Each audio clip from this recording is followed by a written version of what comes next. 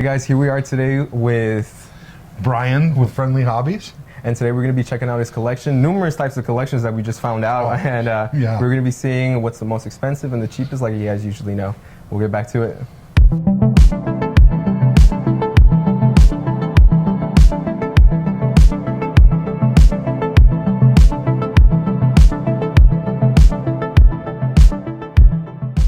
What got you into this? I've just always been into gaming from Nintendo on up. Oh, really? You know, yeah. So, and again, when this company came out with these Arcade 1-Up, which is a 3/4 size cabinet, then I just started buying them because I love all retro gaming. You know. Also, too, I took some of them and then I'll modify them, and this got a Raspberry Pi with 5,000 games in it. Oh man. Yeah, and it's powered by a Raspberry Pi 3, and there's so many people out there. Keo Deacon, if you know him, he's heavy into gaming. He did all the programming on it, and he shares it, and it's really nice. Puts all the games on, so it's really cool. Did you buy it off of him? No, but he provided all the internals. Yeah. Oh, okay. When I think of like original games and things like that, right away what goes into my head is that game Pong with the Pong. Oh, you have it right here. Yeah, with the Atari, right? Yeah. Pong sit down arcade. What? Isn't it cool? Yeah. I had to have this too. Again, they come out with the retro gaming, and I just keep buying them. I love them. They're a healthy addiction. This got like right? 12 games in it.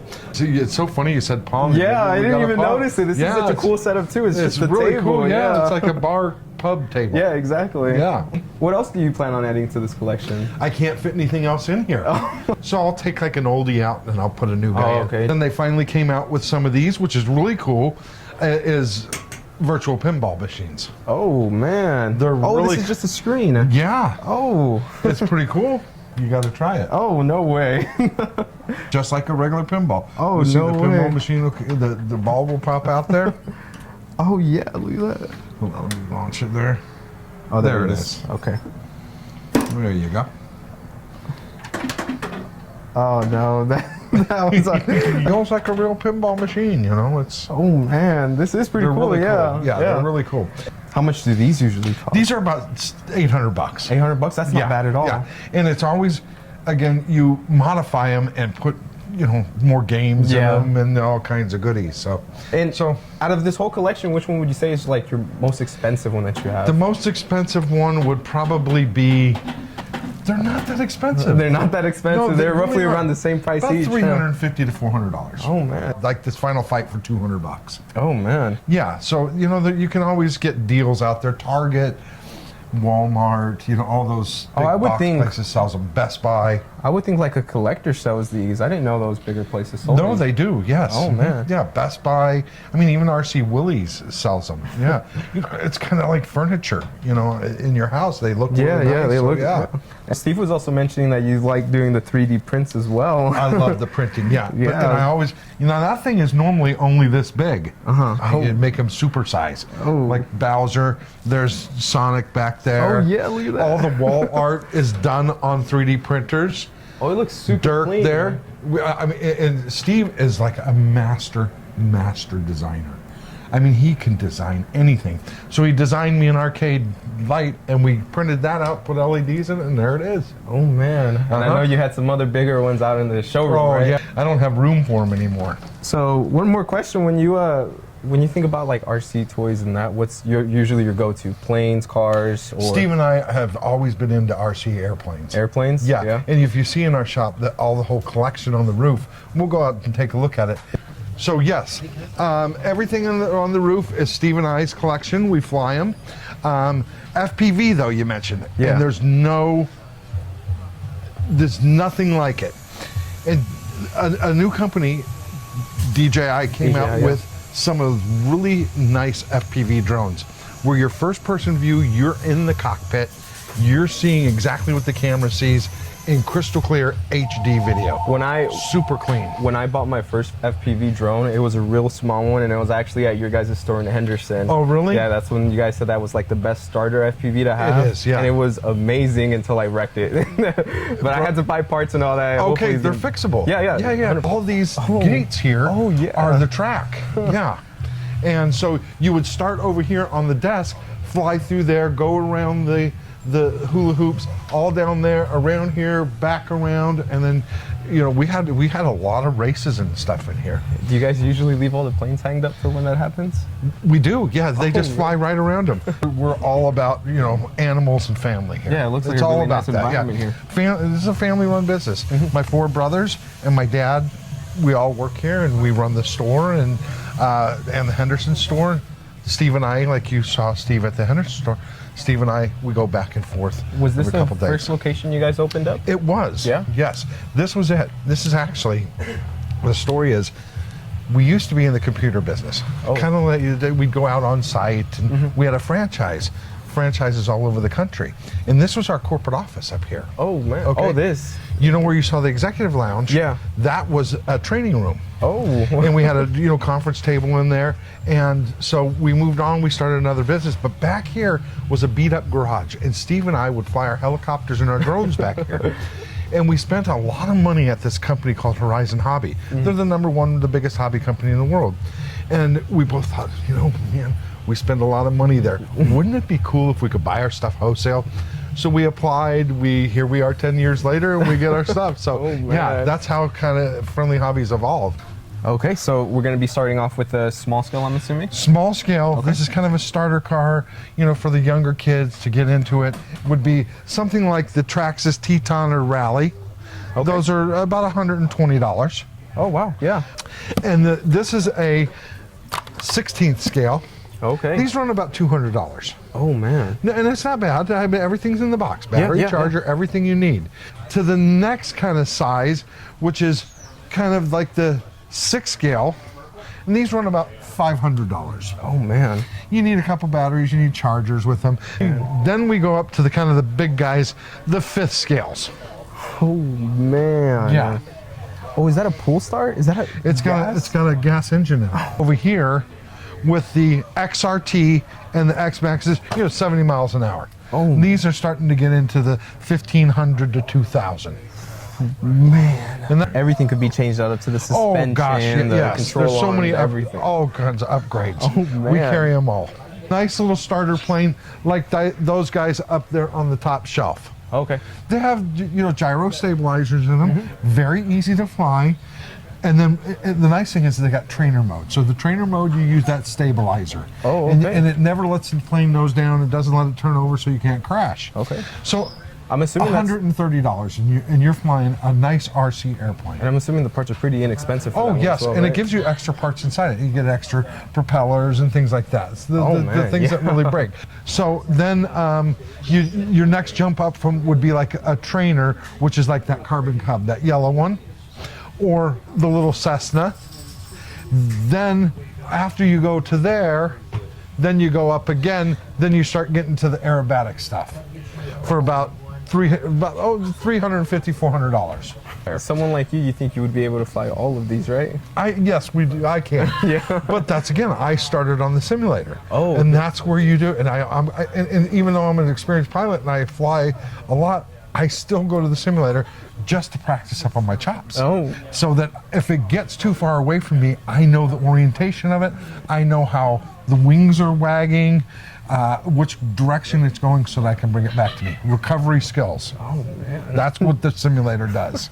Something really big right now are these miniature crawlers, these guys right here. And extremely affordable, under $200. Oh. And we created a crawling track specifically designed for these guys and the 10th scale, but they're super big right now. These are so much fun. Oh, man. Unbelievable. They're not fast, but they crawl and they're super high torque. We also have a flight simulator back here, so if you wanted to start to learn how to fly, you can put this on your computer, this is how Steve and I learned how to fly. The flight simulator on the TV over here, and it's really like you're flying an RC airplane. That's what taught us. 70% of the store is parts because they're so darn fast. People are running them into each other. They're running them into a curb or a tree or something. Just go flying off, right? But the beauty about it is the parts are very inexpensive and very easy to fix. And anything that we carry in here is hobby grade, meaning you can get the parts for them. If you go on Amazon or Walmart and you buy one of those cars and you break it, it's done. You can't find the parts. Not at all. Here, everything that you need. We also carry a nice selection of used. like I say, we have it all. Full service hobby shop here. Everything, anything, and everything. You did mention the off-road crawler track. Yes, you want to go take a look at it? 100%. Come on.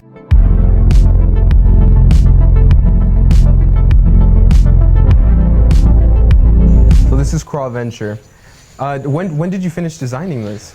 We've been working in here for 4 months. 4 months. We opened on January 5th. Oh, so it's only been it's only been about a month. So, oh wow! Yeah, it's going very well. People really love it. Wait till you see this thing. Let's go.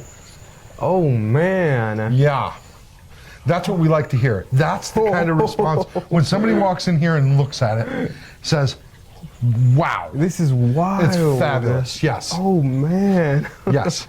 So kind of where's the beginning of the track? There's no beginning. There's no end. But they can use any of the wooded areas, and it's connected to go from the 10th side to the 24th side. He just put this in yesterday. Oh man! Just yesterday, yes. So it's really nice. So I'm assuming this has gone through a ton of testing already with you guys. 4 months to get this together. Yes. So what would be kind of your recommendation for a beginner crawler to use on a track like I would this? say an SCX 24 or a TRX 4M. The track's just like the little truck that I showed you. Oh man. That's exactly what this is all for. We don't open till 12. 12 to 8 is the hours.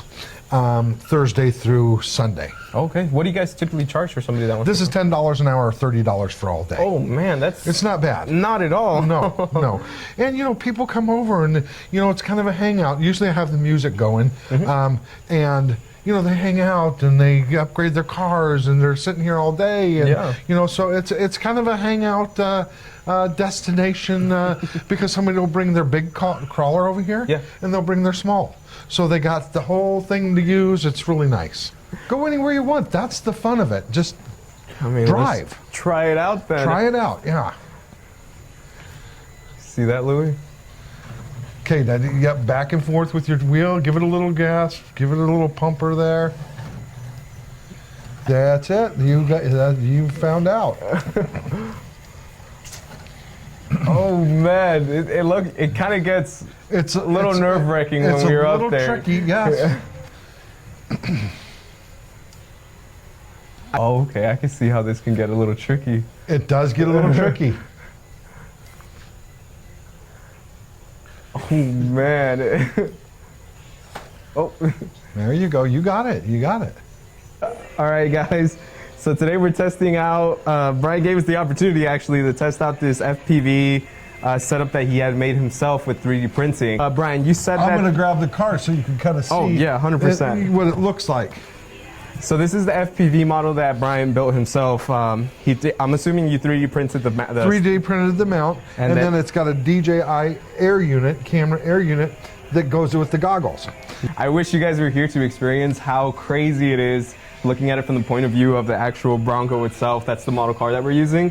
It's insane, a whole different perspective to what crawling is in the RC world. Yes, it's really cool. You are in the driver's seat. Crazy course that he had set up for specifically crawlers from big scale to smaller scales like this, and again, absolutely insane. And Bryan, thank you so much for the opportunity. Oh my God, anytime. Put those back on. Let's get you crawling. Yeah, a little bit. Kind of see it a little bit. That's what I see on my eyes. Last time you got it up at like one run. I know. There you go. The camera's on. There Testing out the course, going up these stairs. Going up the stairs. Kind of going back and forth. The larger side of the course. The little fatter area. Yeah. Or else you're probably gonna happen. Or you're gonna tumble. What I might do right now. And there it goes. It is a crazy view. Again, his course is absolutely insane. It does take a little bit of do you still got camera? Skill, yeah. It takes a little bit of skill to do, but 100%. Someone like me, the whole thing off. Very little experience. I can get across this course pretty easily. You still got. There it is. You got it. There. There we go. Yeah. 1000% recommend you trying out something like this. Yes. Again, we'll let you try it. Yeah, this is Bryan's rig, so if he's cool with you guys trying it out, 100% ask him for it. It's a crazy experience to try out. A lot of fun. And again, this is his crawl room, crawl den, kind of. And Yes, Crawl Venture. yeah, it's It's a indoor rock crawling adventure. 100% worth it. Thank you so And I'm much. assuming there's going to be more added to it down the line, right? There is. Yeah? And I can show you kind of a little sneak peek of what we're doing, okay? So this will be an indoor carpeted track. Oh. So the track, there's the driver's stand. We got that done. And it'll be all right here. A dual level carpeted indoor track. So that's going to be Yes. huge. So it'll go around here, and then you climb up, and it'll go along the wall. You come down, and you go around. It's going to be phenomenal. I'm trying for 4th of July weekend. 4th of July weekend. Yeah. We'll be here. Yes, it's gonna be phenomenal. So, Yes. Bryan, is there any social media that you would like to plug? Any YouTube channel? Any upcoming events? We're heavy on social media. As I said, my brother does all of the videos for social media. We're on every social media platform: Facebook, Instagram, TikTok, all of them. So under Friendly Hobbies. So take a look at that. That's where we announce all of our new things that we're doing. Like I said, the bass track. Yeah. We'll be doing that in a couple months. And everything that we do is announced on social media. So take a look at that. We invite you into the store. Come in. We'd love to have you, show you around, play with stuff here. Come on in. Thanks. I want to say thanks to you guys too. Yeah. I had fun today. We had some fun. So thank you again for coming in and, No problem, and Bryan. visiting Friendly Hobbies. We Yeah. appreciate it. Thank you. We'll see ya.